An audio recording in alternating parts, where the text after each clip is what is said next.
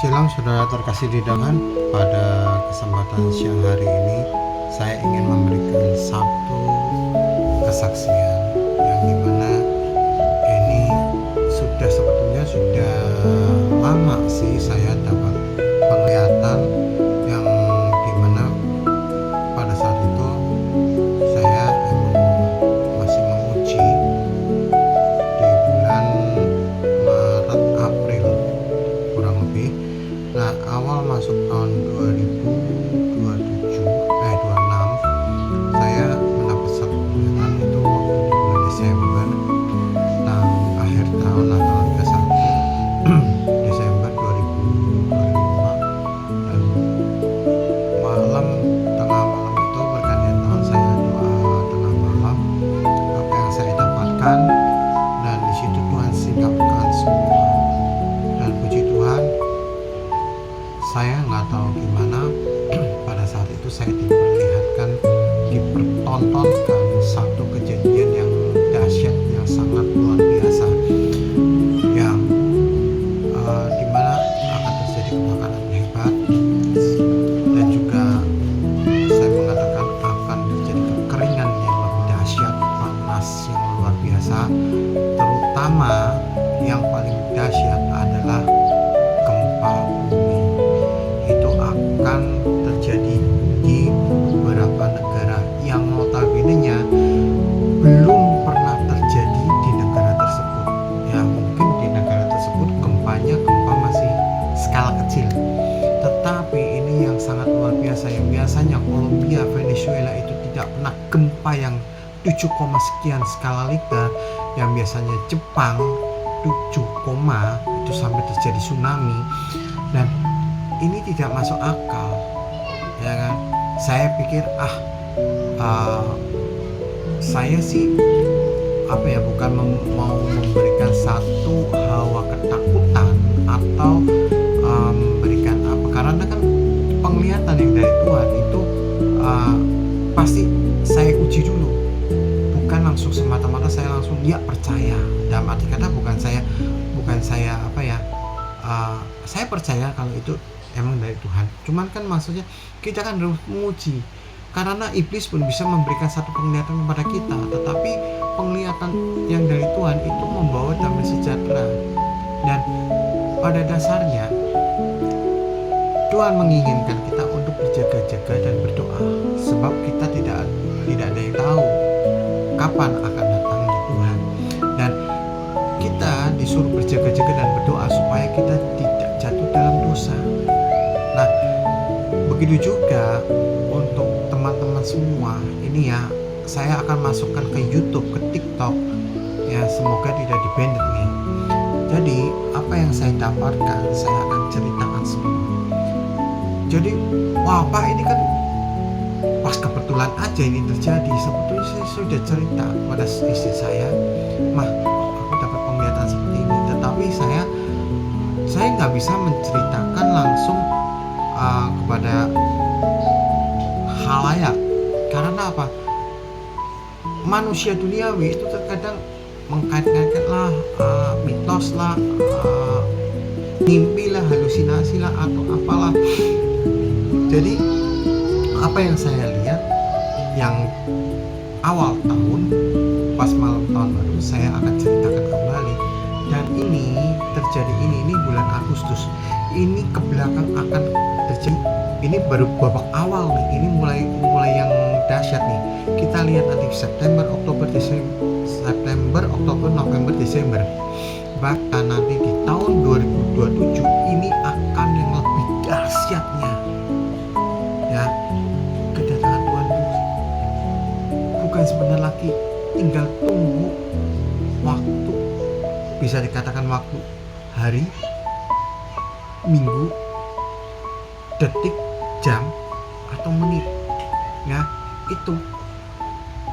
Dan jujur saya mendapatkan satu penglihatan yang semalam ketika saya doa tengah malam. Saya jujur tidur setengah 2, jam 2 pagi. Padahal saya ini capek sekali. Badan ini saya capek, ya tubuh ini saya capek. Karena nampak saya pelayanan KKR di Madiun, KKR dimanapun, Jadi pelayanan doa, banyak yang minta, Pak tolong doakan untuk ini. Kami bantu doa, kami bantu untuk dalam pelayanan. Meskipun saya sendiri pun mengalami satu masalah yang luar biasa, tetapi yang luar biasanya adalah Tuhan berbicara melalui Roh Kudus menyampaikan kepada saya untuk apa? Berkata seperti ini, hai anakku, tetaplah bertahan dalam kesusahanmu. Karena apa? Sebentar lagi engkau akan menerima satu mujizat yang di luar daripada manusia. Mujizat itu bukan berkat, entah apapun, karena Tuhan sudah menyiapkan. Firman Tuhan dikatakan apa? Barang siapa yang bertahan sampai kesudahannya, dia akan menerima mahkota kehidupan. Bapak Ibu Saudara terkasih di dalam Tuhan, banyak orang yang gak percaya saya hidup dari mujizat. Dari situlah saya terus yakin dan percaya kepada Tuhan. Saya bicara sama istri saya juga, Mah, tetap bertahan. Terkadang istri saya namanya masih manusia, dia menanya, Pak, kamu lebih baik kehilangan siapa? Apakah kehilangan teman, saudara, pekerjaan, tempat tinggal, atau Tuhan kamu? Saya katakan, saya lebih baik hilang semua, satu kecuali saya jangan kehilangan Tuhan. Kalau saya kehilangan Tuhan, saya akan binasa. Saya nggak tahu harus kemana lagi. Karena Dialah sumber kehidupanku, karena Dialah yang bisa menuntun jalan. Bapak Ibu, saya juga sama sekali tidak minta untuk Tuhan pilih, ya kan? Ketika Tuhan menyampaikan kepada saya melalui penglihatan saya waktu yang di rumah, saya melihat rumah gedong, ya, Tuhan membawa saya dan Dia mengatakan saya adalah keturunan di 12 suku bangsa Israel. Saya pun nggak minta, dan itu Tuhan yang mengatakan sendiri. Dan saya di urutan barisan yang ketiga atau yang kedua bersama Yesus menunggangi kuda putih dan ikut berperang dalam peperangan Armageddon. Bapak Ibu Saudara kasih di dalam Tuhan, boleh percaya boleh tidak, itu hak kalian. Tetapi apa yang saya lihat kali ini yang terjadi di berita-berita Venezuela, Kolombia, Jepang, terjadi gempa yang sangat luar biasa, itu baru titik awal kedahsyatan, ya.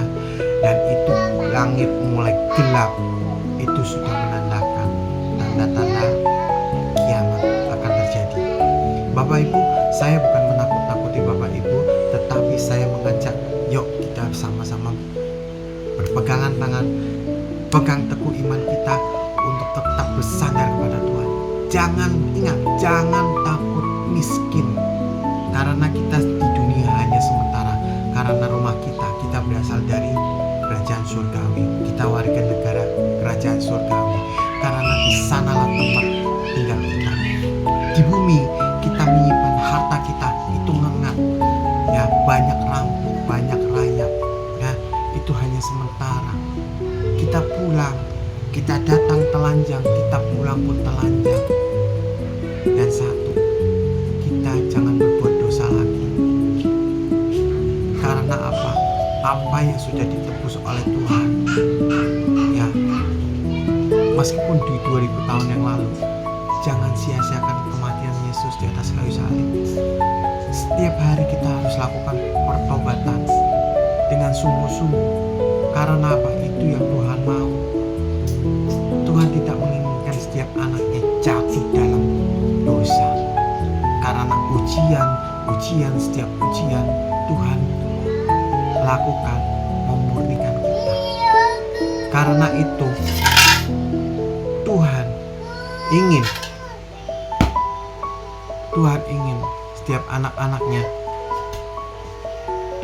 setiap anak-anaknya terus bertumbuh di dalam iman.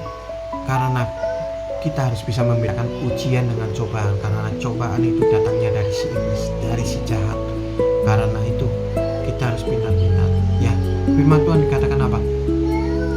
cerdik seperti ular, tulus seperti merpati. Karena Tuhan menginginkan itu dalam diri kita.